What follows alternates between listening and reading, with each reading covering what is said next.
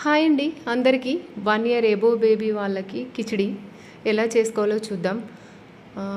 కొంచెం బియ్యం, కొంచెం పొట్టు పెసరపప్పు, కొంచెం పొట్టు కందిపప్పు, అలాగే దాంట్లోకి నేను కొంచెం ఆలు, టమాటా, ఒక చిన్న ఉల్లిపాయ, చిన్న పచ్చిమిర్చి అంతే, ఎక్కువ వేసుకోకూడదు.